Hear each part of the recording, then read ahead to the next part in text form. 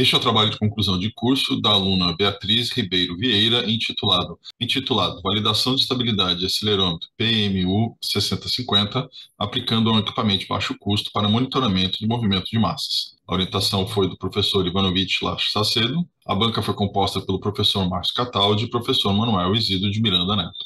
A defesa ocorreu no dia 29 de novembro de 2022, às 9 horas, de forma remota. Bom dia, gente. Primeiro, obrigada. Eu não esperava, sei lá, 20 pessoas na sala. Muito obrigada, gente. Não preciso me apresentar, né? Mas meu nome é Beatriz e eu sou aluna do curso de Engenharia de Recursos Hídricos e Meio Ambiente. Sou orientada do Ivan. E eu tô aqui hoje para apresentar o meu trabalho de conclusão de curso sobre a validação da estabilidade do sensor acelerômetro MPU 650, quando ele é aplicado a um equipamento de monitoramento de movimento de massa. Esse aqui é o meu índice, são os assuntos que a gente vai tratar durante a apresentação. A gente vai começar dando uma pequena introdução sobre o assunto, vai passar bem rápido pela fundamentação bibliográfica, vai falar sobre os nossos objetivos, vai descrever um pouco dos materiais utilizados e do método, da metodologia utilizada no processo, vai falar dos nossos resultados bastante e a gente vai chegar às conclusões tiradas com esses resultados. Vamos começar introduzindo sobre um pouco de escorregamentos, que são mais conhecidos como deslizamentos. São movimentos de terra a favor da gravidade, que normalmente são causados por precipitações acumuladas pela situação da vegetação do local, ou pela ação antrópica em áreas de risco, como a construção de casas, ou prédios e encostas, por exemplo, que podem causar o aumento da pressão no solo, ao longo prazo podem causar escorregamentos. Como medida de precaução, existe um monitoramento ambiental, que no caso de deslizamento se dá através da observação de encostas em estágio de pré-ruptura, como no caso de estações totais robotizadas do CEMADEM, e pela observação pluviométrica total, que é no mesmo caso do sistema do Alerta Rio aqui no Rio de Janeiro. A observação pluviométrica, ela pode gerar falsos alarmes, enquanto pelas essas ETRs do CEMADEM, o monitoramento é extremamente custoso. Essas ETRs elas podem chegar até R$ 30.000. E devido a esses pontos negativos, existe a necessidade da criação de um equipamento que seja acessível e eficaz, a fim de auxiliar a segurança da população e das propriedades. Por isso, aqui nesse trabalho, a gente traz como foco de originalidade a construção de equipamentos de monitoramento de movimentos de massa utilizando sensor de baixo custo MPU 650. Falando um pouco da nossa fundamentação bibliográfica, a gente começa com os deslizamentos, contextualizar um pouco. E os deslizamentos são movimentos de massa caracterizados pela descida do solo das rochas, em um declive, normalmente, que ocorre a partir da ruptura da superfície, devido à alteração da sua geomorfologia. O tipo de deslizamento mais comum, principalmente no Brasil, é o movimento translacional raso, que é o foco do estudo, que ele está presente em cerca de 38% dos casos de deslizamento do Rio de Janeiro de 1962 a 1992. A gente tem aqui como exemplo a foto de Nova Friburgo, em 2011, nos casos de chuva que tiveram, que causaram muitas enchentes e muitos deslizamentos. O movimento de ruptura ele é classificado em 4 estágios: estágio de pré-ruptura, ruptura, pós-ruptura e reativação. Aqui no nosso trabalho, a gente tem como foco o de estudo de pré-ruptura, que ele é caracterizado ainda pelo solo intacto, mas que está sujeito a modificações. Essas modificações elas podem ocorrer acarretando deslizamentos e essa fase é a de interesse para o monitoramento. Sendo assim, para o monitoramento ambiental, ele é uma maneira de garantir a segurança, principalmente da população, onde as formas mais comuns de observação hoje são a observação pluviométrica, como o sistema de alerta Rio, como eu comentei, onde tem uma grande quantidade de chuva, são emitidos alertas para as áreas de risco ficarem em observação. E outra maneira de observação de movimentos são as estações totais do CEMADEM, que elas capturam o menor dos movimentos que possam ocorrer nas encostas e já mandam alertas durante o monitoramento. Só que essas estações são muito suscetíveis a qualquer interação humana, então precisa de muita ajuda da população para manter elas no lugar e não ocorrer nenhum monitoramento incorreto, além de serem extremamente custosas. Então, elas têm essa barreira de não estarem tão seguras e serem muito caras. Existe a movimentação de estudos para desenvolvimento de equipamentos que utilizem sensores de baixo custo. Eles são principalmente baseados na utilização de materiais que sejam mais baratos, como canos PVC, impressão 3D, como é o caso desse estudo. E a gente tem alguns projetos similares, como a utilização de sensores de baixo custo para a qualidade do ar, que são utilizados sensores AlphaSense, e o estudo quanto à utilização de acelerômetros como o ADXL345 e o próprio MPU 650 para o monitoramento de movimentos de massa. Considerando os fatores que desencadeiam os escorregamentos, e sabendo que o monitoramento desses escorregamentos se encontra numa fase preventiva da Defesa Civil, a implementação de sistemas de fiscalização desenvolvidos por ferramentas tecnológicas de monitoramento e previsão de eventos de risco são também uma medida preventiva. E no caso das medidas preventivas, a gente tem a fiscalização, que é composta pelas fases de observação da taxa de precipitação, sinais de movimentação de solo e previsão meteorológica, assim como a observação desses parâmetros da abertura para uma outra forma de garantir a segurança da população, que é através do desenvolvimento de planos de contingência para as áreas de risco, que embora não sejam um equipamento de fato de monitoramento ambiental, eles criam a conscientização de risco na população. Falando um pouco dos nossos objetivos, esse trabalho tem como objetivo principal a determinação da estabilidade do sensor da MPU 650, quando utilizado em um equipamento de baixo custo para monitoramento de movimentos de massa em encostas, concluindo quanto à sua viabilidade. Como objetivos específicos, a gente tem aqui detalhamento de metodologia, para tornar essa metodologia, materiais, tudo que foi utilizado acessível ao público, devido ao seu potencial de impacto na segurança pública, e projetar os experimentos em diferentes ambientes para receber os resultados e poder analisar. Entrando em materiais e métodos aqui nessa parte, a gente vai encontrar a primeira parte de materiais, que são os materiais utilizados na construção do protótipo, e a gente tem essa parte com finalidade de informar custo, quais foram exatamente os materiais, para poder ser replicado. E a metodologia utilizada para detalhar o passo a passo para que também fique fácil das pessoas terem acesso a essa informação. Falando sobre os materiais utilizados na construção consistem de materiais eletroeletrônicos de baixo custo, como protoboards, arduinos, o ESP8266, que é um microcontrolador igual ao Arduino, mas ele já possui a placa de internet wireless conectada a ele. Fios de conexão, fonte de energia. Em casos mais avançados do protótipo, a gente teve a inclusão de impressora 3D com seu filamento, painel solar, tubos de PVC, caixa de passagem, e o sistema de comunicação via rádio LoRa, que é a nossa forma de comunicar os dados do segundo protótipo utilizado. A metodologia seguida nesses 2 anos de estudo de pesquisa consistiu no nivelamento técnico, que foi necessário para a construção do equipamento, e a pesquisa quanto ao orçamento dos materiais, isso precedeu a construção do primeiro protótipo, que deu vez aos testes controlados, e a partir do nível de satisfação que a gente obteve com os dados, a gente iniciou os testes controlados, que são do segundo protótipo, passou a ser realizado em campo na Universidade Federal Fluminense. Aqui está uma representação dos primeiros testes controlados, eles se deram aqui na minha residência. Foi durante o período de pandemia, então não tinha como a gente fazer isso na universidade. Todo o início do projeto foi feito na residência de cada aluno. A primeira parte do teste controlado na residência foi um período plano, com o equipamento em cima da CPU. E logo após, depois de um tempo de monitoramento, a gente inseriu um objeto abaixo da caixa protetora, que no nosso caso foi uma borracha, para simular uma inclinação e ver como o MPU reagiria. Nenhum movimento além dessa inclinação foi feito intencionalmente no equipamento, e após quase 2 meses de teste, esse mesmo equipamento passou para a universidade, que é onde ele está até hoje, ainda fazendo monitoramento controlado em um local plano, e ele já tem mais de 1 ano de dados, com uma medição feita a cada 30 segundos. Então, a gente tem uma base de dados bem densa, com mais de 600 mil dados de medição. O teste em campo, ele se deu através da construção do protótipo 2, que possui 2 módulos, e aqui a gente vê uma representação de nível do solo. O módulo subterrâneo, ele consiste nos sensores de umidade que a aluna Larissa utilizou no início do ano para o TCC dela, que é sobre a umidade do solo, e a gente tem todo o projeto envolve a análise conjunta. Os sensores de umidade foram um projeto dela, enquanto o meu aqui embaixo, no final do cano de PVC do módulo subterrâneo, tem o meu MPU 650, a fim de monitorar o movimento de massa bem abaixo da Terra. E o módulo superficial ele está constituído de um cano de PVC mais largo, onde tem a passagem de todos os fios de comunicação e de energia, que está conectado a uma caixa de passagem, e essa caixa de passagem tem toda a parte elétrica de comunicação e de alimentação, como uma bateria de no-break, retroalimentação do painel solar, que está acima de tudo, e o transmissor LoRa, também está na caixa de passagem.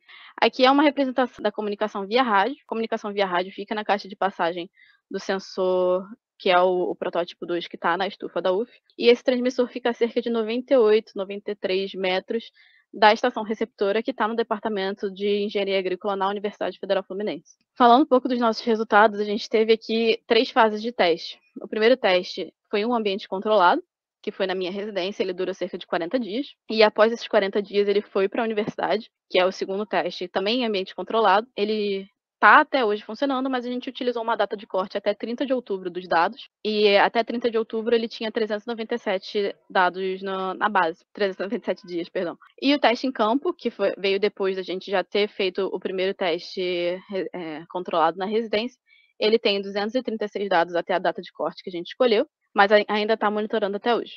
Para o teste controlado, a primeira fase utilizou o protótipo 1, que consiste na utilização de uma protoboard, o MPU, que é esse sensor pequenininho azul, e um ESP8266, que é esse microcontrolador preto. Além disso, ele está dentro de uma caixa de plástico, e essa caixa de plástico tem um furo lateral para poder passar o fio de alimentação. Essa caixa de plástico tem dimensão 18,4 centímetros por 13,3 centímetros, e a altura dela como um todo, que isso não é a altura que a gente está adicionando ao MPU nem nada, mas a altura dela de proteção é de 3,5 centímetros. Falando um pouco dos dados encontrados, para o teste controlado aqui na minha residência, a gente tem um período de medição de mais ou menos 40 dias, e a gente vê claramente entre o dia 12 de setembro até o dia 19 de setembro a mudança a variação angular, que é quando foi inserida a borracha. Essa inserção causou uma diferença muito grande no ângulo do eixo Z, uma diferença muito baixa em X e Y. Só para contextualizar um pouco, se vocês pensarem num plano tridimensional, o ângulo Z é o que a gente considera a nossa gravidade, o normal, o reto. E o X e Y são os planos normais que a gente tem cartesiano, considerando o desenho tridimensional.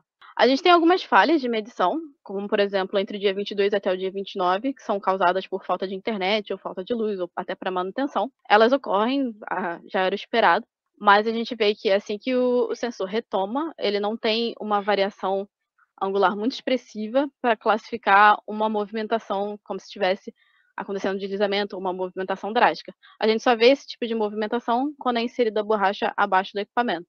Os outros gráficos que a gente pode gerar sobre esses dados são de temperatura, que a gente vê claramente um padrão de ar-condicionado, com todo respeito ao meu quarto, onde a gente vê uma variação onde a temperatura é mais alta em cima durante o dia. Normalmente, o Rio de Janeiro chega de 35 a 40 graus, então as mais altas são durante o dia e as mais baixas são durante a noite. A gente vê um padrão daqui de casa, do meu quarto. E ele funciona perfeitamente, tem toda a questão de variação do metal por causa da temperatura, mas isso não foi considerado aqui porque as variações angulares foram extremamente pequenas, então realmente não causa nenhum dano à nossa avaliação e análise de dados. Um segundo gráfico que a gente pode gerar a partir dos dados também são de médias móveis, para diminuir o ruído de toda a análise. E a gente vê que ele se mantém bem consistente, também dá para ver as falhas ainda do dia 22 a 29, e a inserção mais clara da borracha entre o dia 12 ao dia 19, que é a subida da média Z. Através do Python, a gente consegue manipular os dados de algumas maneiras e a gente consegue calcular a média de ângulos obtida e o desvio padrão. A gente pegou uma data de corte com maior consistência dos dados, tanto para ambiente sem inclinação quanto com inclinação, e a gente encontrou desvios padrões bem baixos, tirando no caso do ângulo Z, que já era um pouco esperado, por algumas variações, assim, em alguns casos onde era necessário mostrar para a Prefeitura de Niterói, então houve movimentação, mas não foge muito do esperado do trabalho. Para os testes controlados na universidade, como pode ser visto, tem um ano de medição, e esse um ano de medição a gente teve que colocar um intervalo de 500 dados, não foram contabilizados a cada um dado medido, porque são mais de 600 mil dados só na universidade do teste controlado, mas a utilização desse filtro não comprometeu a análise, porque da mesma maneira a análise lá é feita muito mais rápido, tem uma quantidade muito grande de dados, de 30 em 30 segundos, então não existe movimentação de 30 em 30 segundos que vai causar um rombo nos nossos dados. Por isso foi feito o filtro até para processamento de máquina.